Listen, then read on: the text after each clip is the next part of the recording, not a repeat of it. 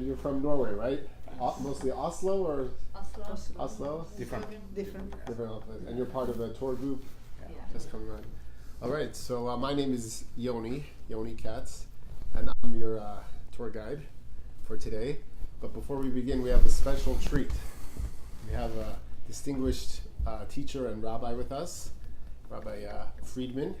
He's lives in Minnesota, but he came in specially for this group. No, he spends a lot of time in New York. And as anyone knows, there used to be a very famous musician that he's still around, but he was from Minnesota. His name, has anyone heard of Bob Dylan? Yeah? So Rabbi Friedman and Bob Dylan had a close relationship because Bob Dylan is Jewish. His real name is Robert Zimmerman. And actually, Bob Dylan came to Crown Heights a few times to the Hasidic gatherings here. And we're in a very special library. This is a library that's named after a very famous rabbi as well, Rabbi Levi Yitzchak. And throughout the tour, I'll tell you a little bit more information about that. On the tour, if you can take pictures of whatever you see, feel free to take pictures. And it's important to remember that what you're coming to see, this is not a museum, this is real life Hasidic Jewish action. And especially now, it's a very busy time, it's the Jewish New Year. We just celebrated Rosh Hashanah, the Jewish New Year, and this Wednesday is Yom Kippur, the holiest day of the Jewish calendar. So you're going to see a lot of hustle and bustle and Hasidic life here. Just follow me, and you'll be in good hands. And if you have any specific questions that you want Rabbi Friedman to discuss, we can start off with any questions. We also have our friend here who will translate or summarize at the end of a certain amount, so everyone makes sure they can understand. If you have any questions, feel free to ask. And welcome once again to Jewish Brooklyn. Thank you. So not everybody speaks English? Yeah, maybe I will give some summary in between if that's okay for you. For the most part, they speak English. Yeah. Yes, they do. So why are you here?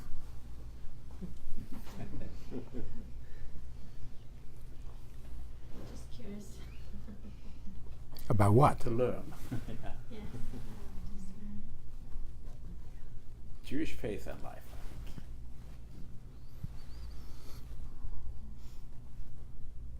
It's a good curiosity. It's a good thing to be curious about.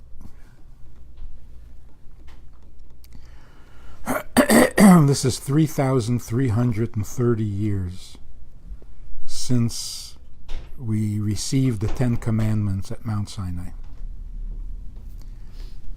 And we have been keeping these commandments since then. So it's something to be curious about. But do you have any specific questions, issues, subjects?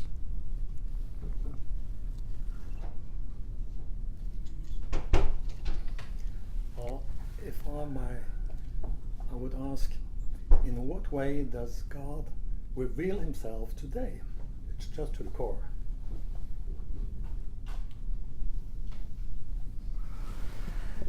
In what way does God reveal himself today? There are two things. In the olden days, when God revealed himself, it was a special occasion.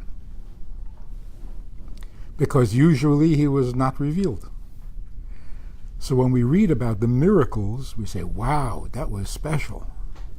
In those days, God revealed himself, but only on special occasions through miracles. Over the years, we got to know God better and understand him more. Now we see the little miracles, everyday miracles, that we didn't notice before. We waited for the big miracle, the splitting of the sea. But today, everything is a miracle. That you're here is a miracle, which means you think you arranged it. You called Yoni, you made arrangements. But really, it was all part of a divine plan, and God is revealed and obvious in everything. So of all the people of Norway, you're the ones who are here. How come? And when do you show up? in the most busy and the most holy time of the year for our community. This is not by accident. This is all divine plan. So today God is revealed in divine providence. So instead of considering events as coincidence, accident, good luck, it's all God. It's His world. He cares about His world, and He makes sure that things go the way they're supposed to, even when we make bad choices.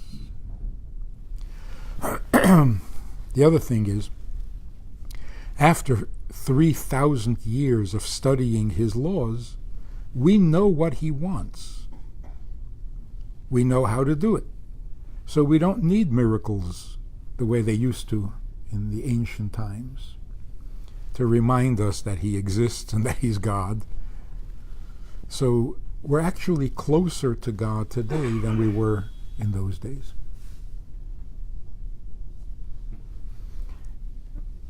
In that sense, the world is godlier than it used to be. It used to be that the average person knew nothing about God, but there were very holy people who knew God very well. But they were a handful of people. The rest of the world was in the dark. Today it's not like that. We don't have such holy people, but everybody knows about God. So it has become more of a common experience rather than the exceptional. But you still argue what is the right things to do or think or so on. Yes, which is beautiful because we're trying to figure out what exactly does God want.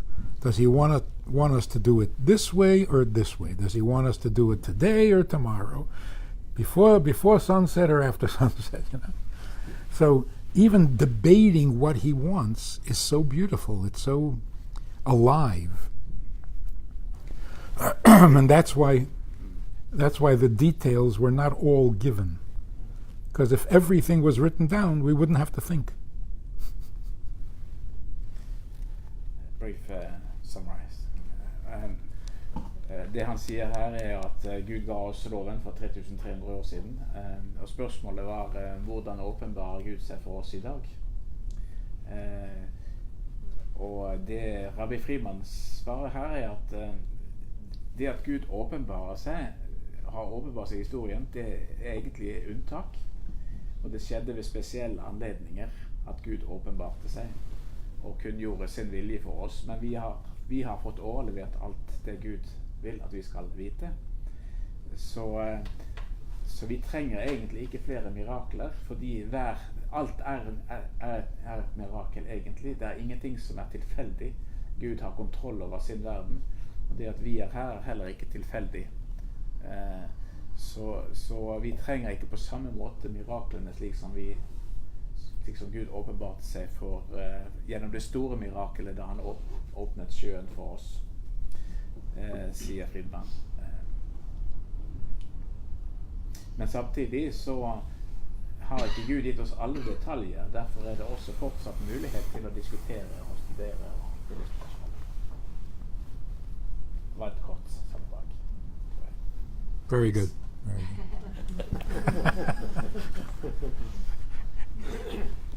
See, what this means is that in the beginning, when God planned to create the world, He planned that this would happen.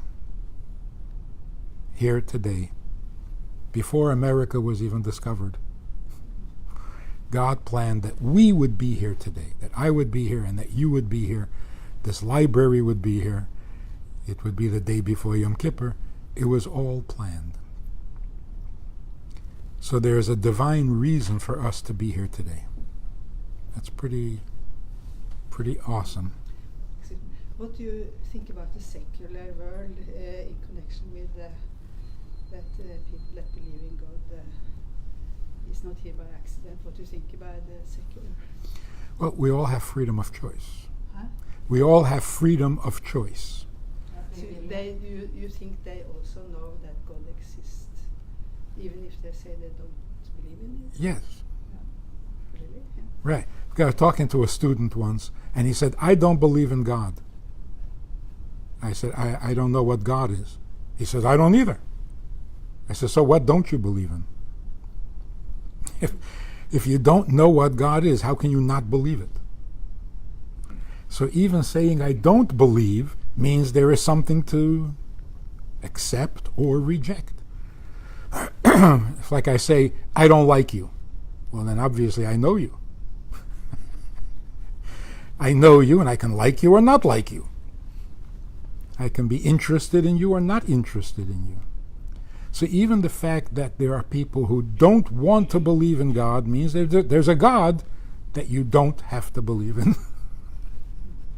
You have the option. But I think that today there is so much, like I say, secular. The secular world is so unhappy. They don't want to admit why they're not happy, but they're very unhappy. When life doesn't have a divine purpose, it's hard to live. Without a purpose, it is hard to live. Every pain, every disappointment, every loss, God forbid, is too much. Can't handle it. So I think that even the secular are, by nature, starting to believe or wanting to believe that there is something, that there is a plan. We're not just lost on this planet with no direction, with no purpose. Ja.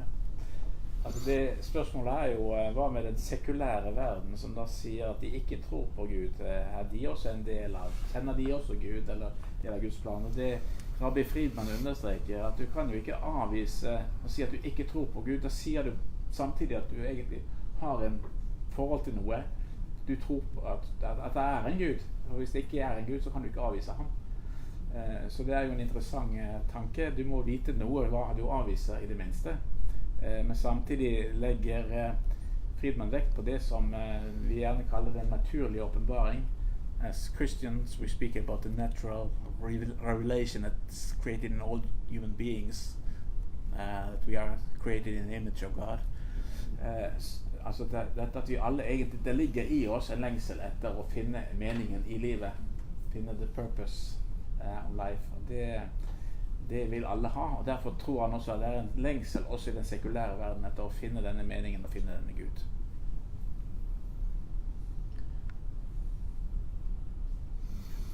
For example, if I told you that I was God, would you believe me? No.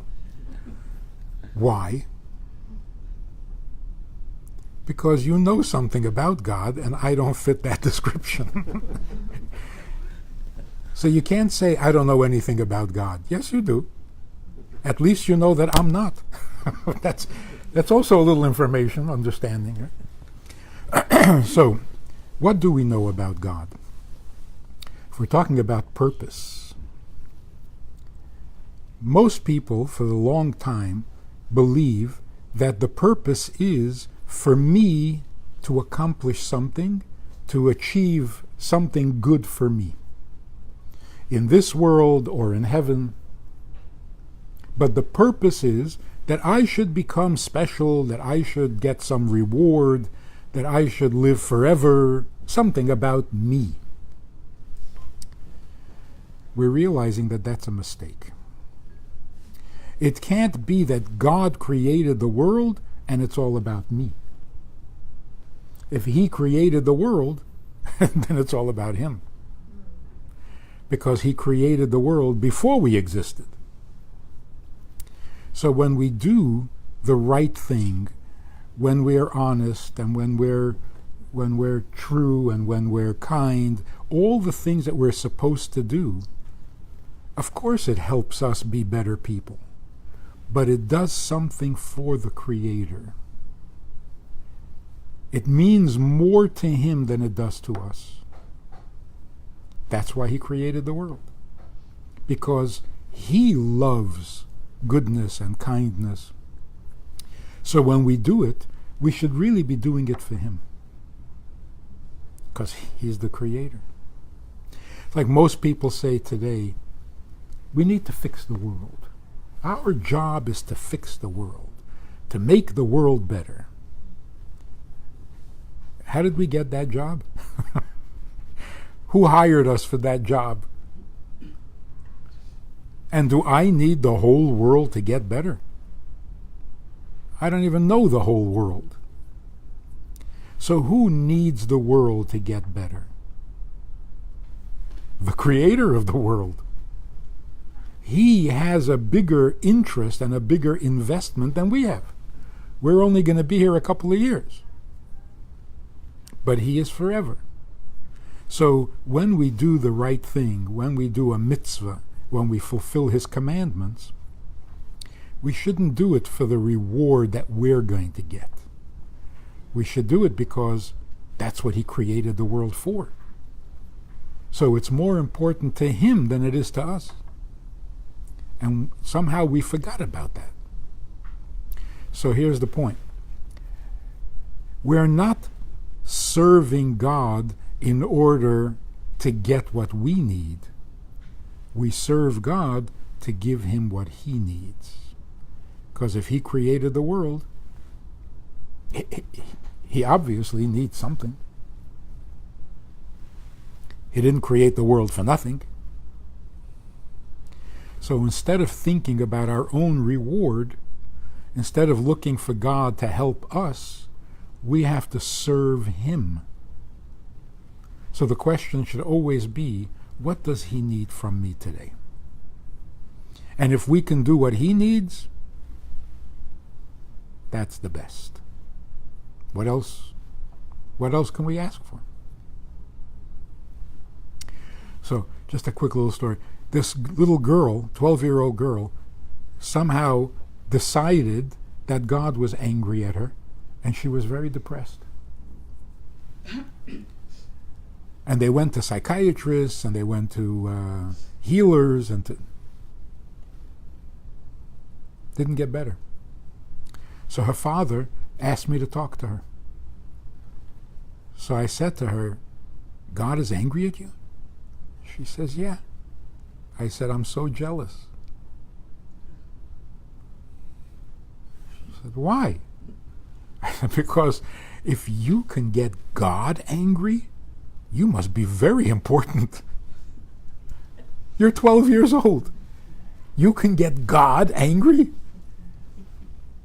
Well, that means that he watches what you do, that he notices what you do, that he cares about what you do, and that it's so important to him that if you do something wrong, he gets angry at you. You must be very important. And it's true. It's true. So if you want to know how much does God care about his world, you know how much? He can even get angry at us. That's how important it is to him. Usually we think, oh, he's angry at me, I got to protect myself. Don't protect yourself. Realize what we're seeing here. God is so concerned and so involved that if you do something wrong or even say something wrong, he gets angry. That is such a compliment. What makes us so important to him? I don't know. That's the mystery of God. He can care about little things like us. So if we can do something for him, we don't need any more reward than that.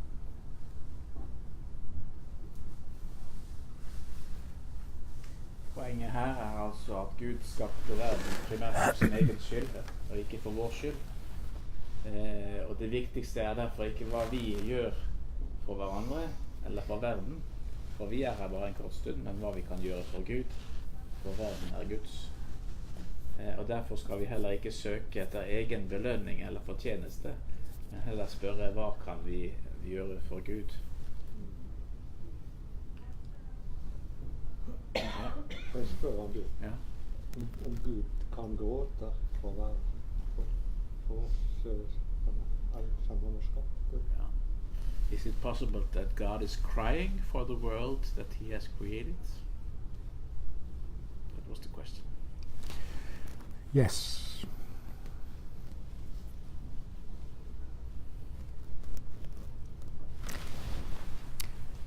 Obviously, everything that we have or we can do comes from him.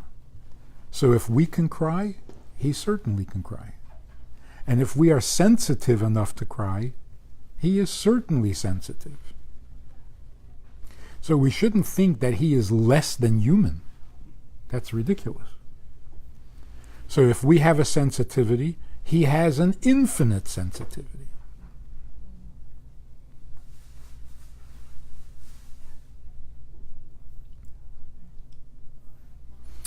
Trenger vi oversettelse der? Eller? Nei, det forstår vi. So, God gave the Jewish people 613 commandments. The 10 commandments was just like a sample.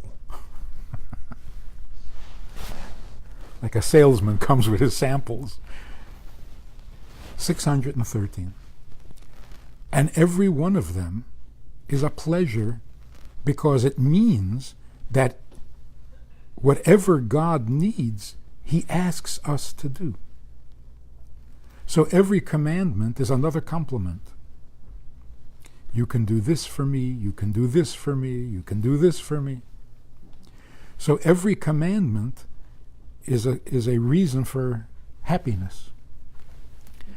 That's why you'll notice that it is the most serious time of the year, and yet everybody's happy. Everybody's enthusiastic, everybody's excited, because all these responsibilities are all very big compliments. So when God gives us commandments, it's not a burden, and it's not impossible to fulfill. It's a compliment, and it's the reason we're here. So if you like being here, and we all do, we don't like the alternative, then we should be excited about every opportunity to do something for him. I have a question. Why do you think God created man? Is it to fulfill his commandments? I think so. We are here for him. But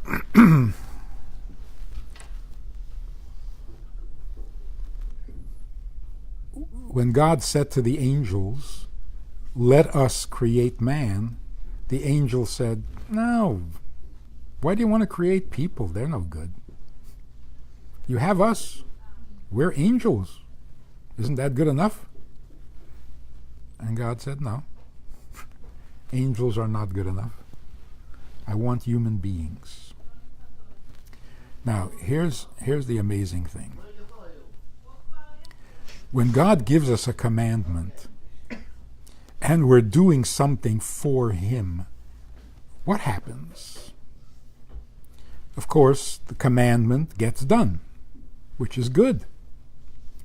But if a human being is doing what God needs, doesn't that bring us closer to him?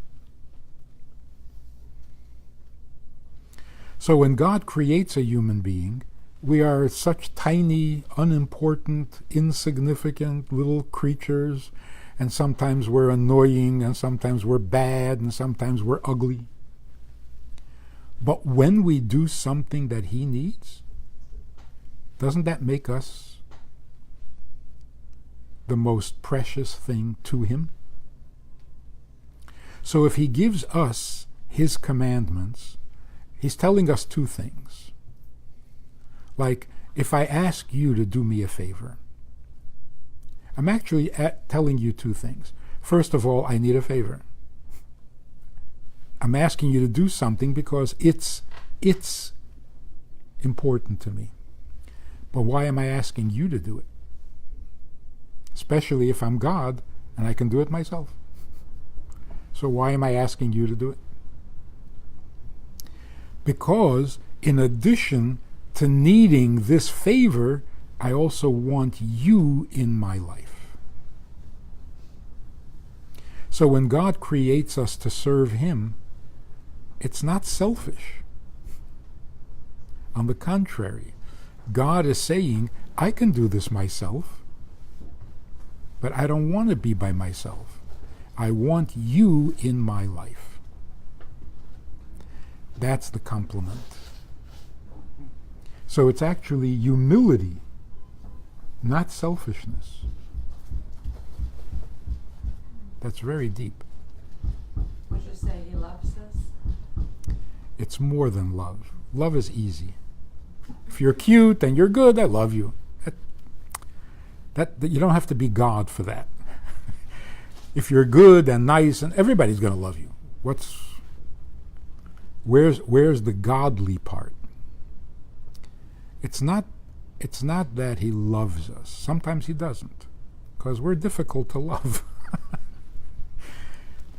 But the fact that He is not content without us.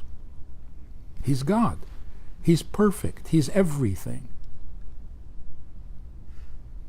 And yet, He needs us in His life, even when He's angry at us. So it's more than love. It's much more.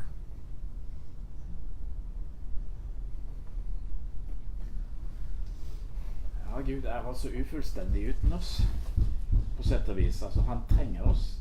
Han skapte oss fordi han vil ha et fellesskap med oss. Det handler ikke bare om å like oss eller elske oss, men det handler om at han på en måte trenger at vi er der for ham. Han er avhengig av et fellesskap med oss. Rabbi Friedman, the Tanakh is a story about the relationship with God and His people, and there are a lot of stories where God is angry and where He's loving, but there were also institutions of atonement. You are approaching Yom Kippur in a couple of minutes. What about atonement in this perspective? Is there a place for atonement? Is it only good deeds, or what is it? So first, let's understand what atonement means and why it exists. We refer to God as our Father or Mother. What is that supposed to mean? A father or a mother loves their children, but not always. Sometimes parents are very angry at their children. You know stories where parents don't talk to their children for 30 years. They're so angry, right? But when a father doesn't talk to his child for 30 years, is he not the father anymore? Is the daughter not the daughter anymore? Or is the son not the son? He is just as much the father and he is just as much the son and the daughter. But there's no love. So what this tells us, just for our own lives, in a family, in a marriage, it's not about love. Love is like candy. Tastes good, feels good. A father is a father and a mother is a mother, whether there is love or not. So love is conditional. If you're nice, people love you. If you're not nice, people don't love you. Not even your parents. And that's how it should be. Love should be earned. But the relationship I am your mother. I am your father. That's absolutely unconditional. So a father should be a father even when he hates his child. It's not a sin to hate your child. It's a sin to abandon your child. So when we say God is our Father, we don't mean He loves us. We know. We know how hard it is to love us. But like a father, even when He hates us, He is our Father. He is responsible, He cares, and that's why there is forgiveness and atonement. Not because we need to be forgiven. That's only one side of the story. The other side of the story is He wants to forgive us because He can't get rid of us. Can't get rid of your children. You're stuck with them. So He wants to forgive us, and we want to be forgiven. That means we're still connected. So if you look through the Tanakh, even when God says, I'm sick of you, I am disgusted with you, the end is always, but it'll be good in the end. In the end, you'll come back, I'll bring you back, it'll never end. So right now I'm angry at you, but can't stop the relationship. So that's where atonement comes in. So God takes this day of Yom Kippur and He says, today I am offering you forgiveness. Why? Because He wants to. He wants us to come back. Knowing that He wants us to makes us want to also. And that's why you can do atonement and you can beg for forgiveness happily, enthusiastically, optimistically. He wants us. We don't have to convince Him. We don't have to beg and plead. We just have to say yes, and we're back.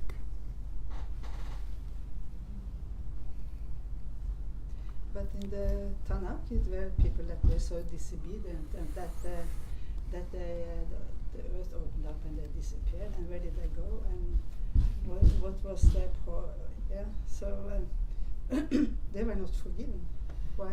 What is it about sin and unforgiveness? These sort of things that made this happen? Yes. Yes. You can be forgiven in this life. You can be forgiven after life. I don't know what afterlife means. You can be forgiven in the other world. So what does it mean that God takes you out of the world because you sinned?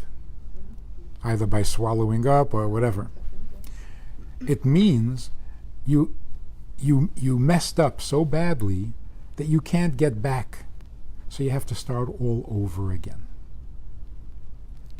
So you go back to heaven, there you get cleansed of your sins, and then you come back and start all over again with a new life. So it's recycling.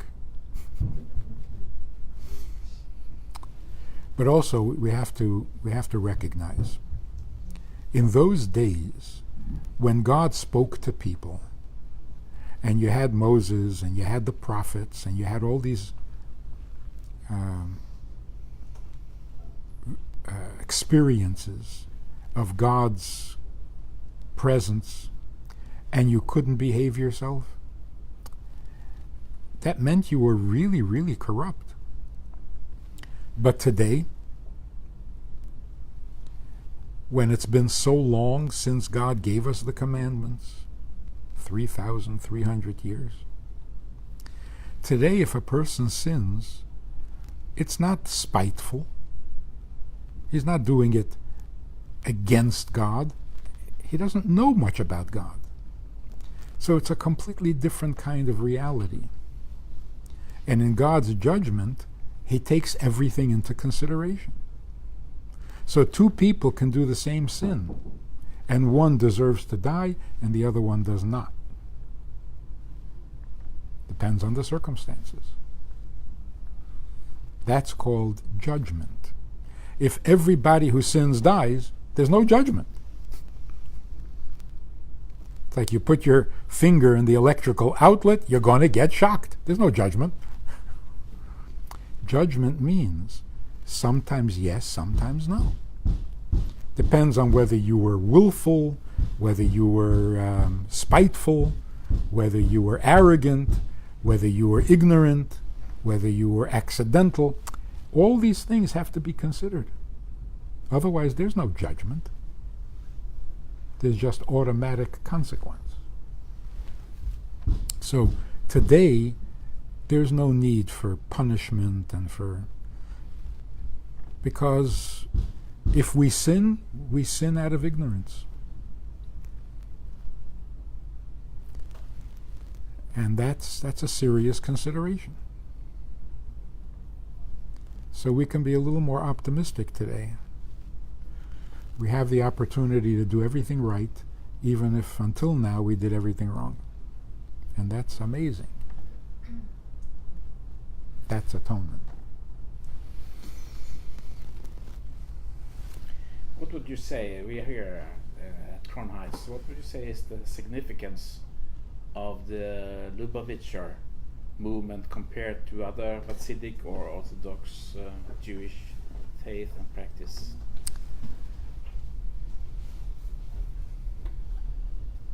Religious people, historically, were very committed to improving themselves. Every religion felt that their way was best for themselves. You'll go to heaven, you'll be rewarded, you'll have nirvana, you'll have enlightenment, you'll have virgins. Everybody has their reward that they're looking for. You'll go to heaven, you'll become an angel. But if you switch and focus on God, it's God's world, He created it for a reason, shouldn't we be doing what He needs? See, if you think like that, a number of benefits come from that. First of all, you're not so depressed. Because when you're thinking about yourself, am I going to get to heaven? It's pretty depressing. Will you? Maybe, maybe not. You never know for sure. It makes you miserable. So you're happy one minute, you're sad the next minute. It's torture. But if you're here to serve God, even if you have a terrible record, but once in a while you do something for Him, then it's all worthwhile.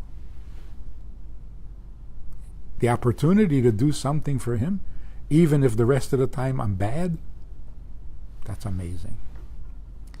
Another thing that changes is that if you're really concerned for God's plan, then everybody in the world becomes important. It's not just me. So if I am perfect, I'm a saint, I do everything, so that's it? So God is happy with His world? No.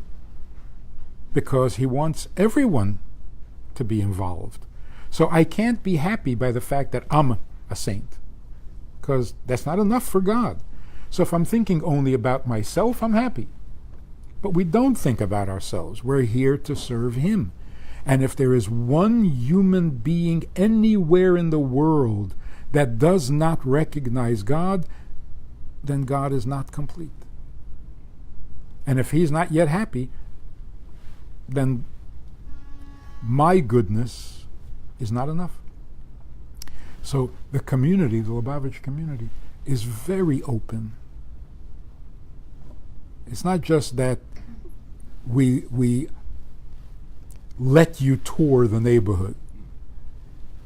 We're excited about it because we have to serve God. We. And if together we can get inspired and do one more thing for Him, that's the whole purpose of the whole creation. What do you purpose for the Jewish people? To be good Jews.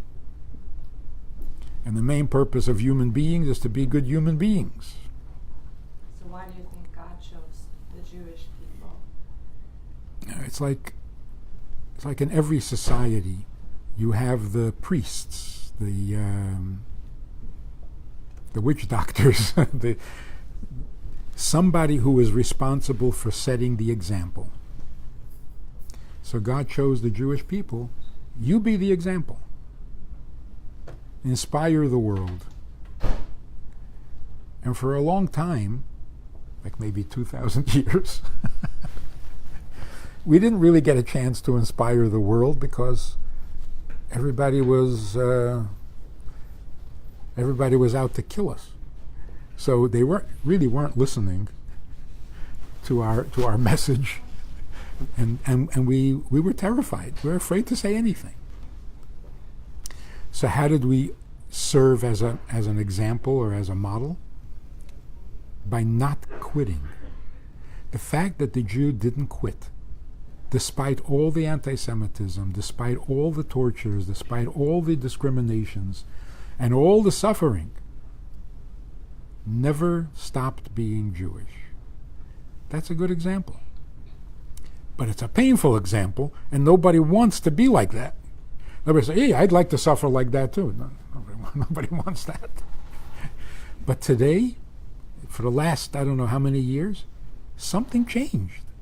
The whole world wants to know what Jews are, and how do you do this, and what did God say, and what does God want. Now we have a chance to share what we've learned. Before entering this building, I saw, let's welcome Moshiach or Messiah. Who, when, and what?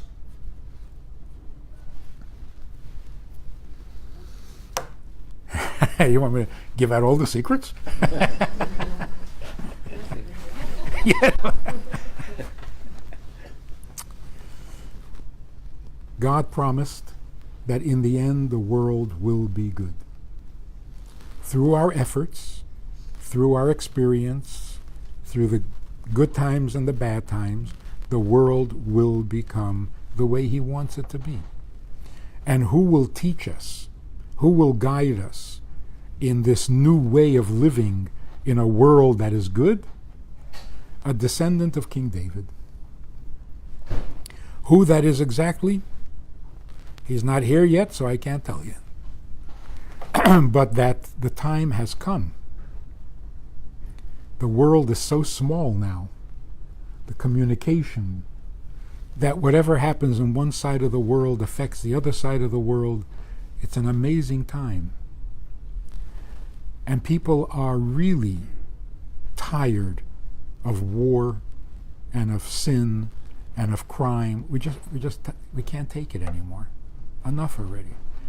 It used to be that every country got excited. Oh, we can go to war, we can beat up somebody, we can take somebody's country from them. Nobody wants it anymore. Nobody wants it. And the only thing we're missing today is true leadership. We don't have a Stalin, who everybody thought was God. We don't have a Hitler. We don't have a Mussolini. We don't even have a de Gaulle. Nobody thinks they have an answer or a leader. So this is a perfect time for a leader to come and show us the right way. Because everybody wants. The only thing we're not missing money, we're not missing food. There's plenty of food for everyone on the planet. We're just not good enough to deliver it. So what do we need? Goodness. Who is going to be our teacher and who's going to be the leader of the world when the world becomes good? A descendant of King David, who will be the king of Israel, and everyone will be guided by his teachings. So the more we do, the sooner he comes. He doesn't come by a miracle. He comes because we're ready. We're ready to listen, we're ready to do, We're ready to change. So where is he?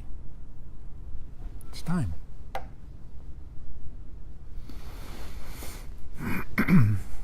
As you know, we are a Christian group coming here. As you know, we believe in resurrection also, and I have heard also within the Lubavitcher, you have at least some groups have emphasized also the faith in resurrection, and I also heard that maybe your Rebbe will show himself again when you are ready. Is that For sure. something that is For common sure. in your? For sure. But resurrection in Jewish teaching is the resurrection of every virtuous being that ever existed. And the idea is like this. In order to do good, you have to have a body. A soul is beautiful, but it can't do anything. The soul goes to heaven and is rewarded. What does the body get for doing good? The idea of resurrection is that every body that served God deserves a reward as much as the soul. So when will the body get its reward? After Mashiach comes, there will be a resurrection of every body that ever served God properly.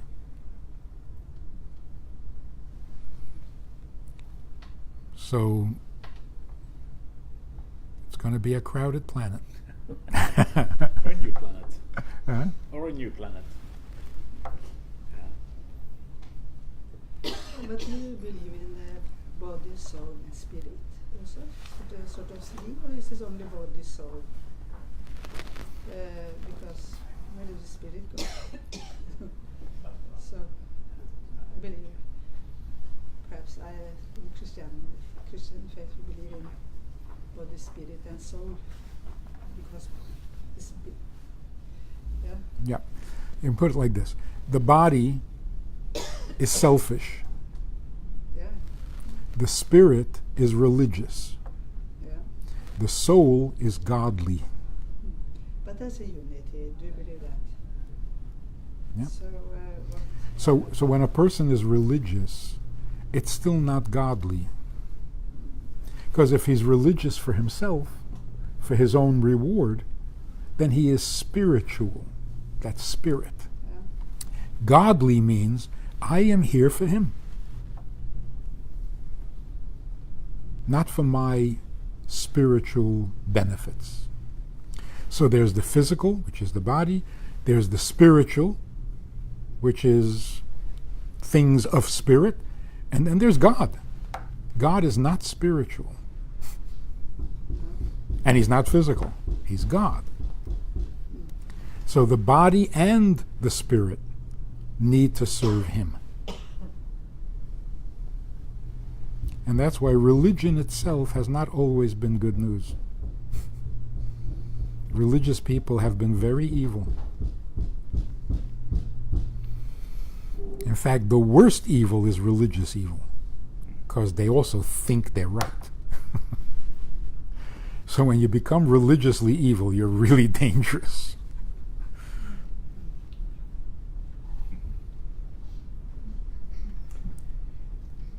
Okay. Are there any more questions, or should we maybe yeah? Yeah, are you allowed to watch any television or use cell phones? Want to recommend a good show? Radio? Something worth watching? Yes, look, I mean, we use all these things. Technology is great. Part of God's creation. If you don't use it, you're sinning. You're leaving it out. You can't leave anything out. Everything is here to serve God.